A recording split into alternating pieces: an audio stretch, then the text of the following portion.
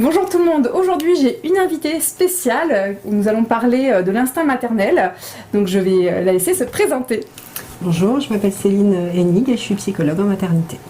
Voilà, donc Céline, est-ce que l'instinct maternel existe chez l'être humain ? Alors, l'instinct maternel, c'est avant tout une représentation sociale, et une représentation sociale très idéalisée de la maternité. Ça n'a rien à voir avec ce qu'on observe nous tous les jours, ou ce que tous les soignants en périnatalité peuvent observer.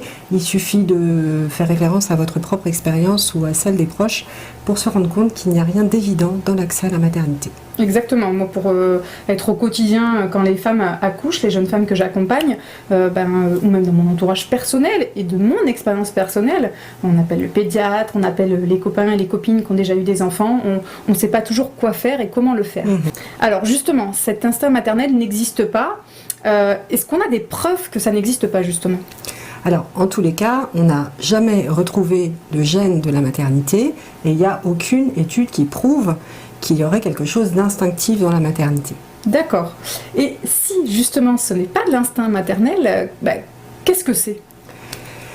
En fait, l'accès à la maternité, il passe par une construction. C'est vraiment une construction qui commence dès qu'on est bébé, en fait, qui s'inscrit aussi dans le vécu de la toute petite enfance, de l'adolescence, et qui vient se réaliser au cours d'une grossesse réelle et d'une maternité réelle. D'accord. C'est aussi quelque chose qui évolue après, tout au long de la vie, au cours de l'éducation d'un enfant.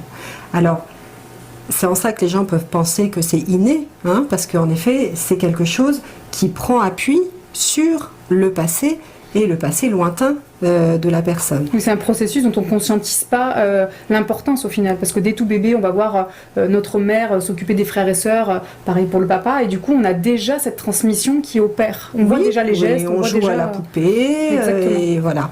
Donc, en ça peut... les gens peuvent penser à quelque chose d'inné, au sens où ça vient de loin, j'ai envie de vous dire. D'accord. Mais ça n'a rien à voir avec une question d'instinct au sens animal du terme. En plus, c'est quand même une représentation qui est très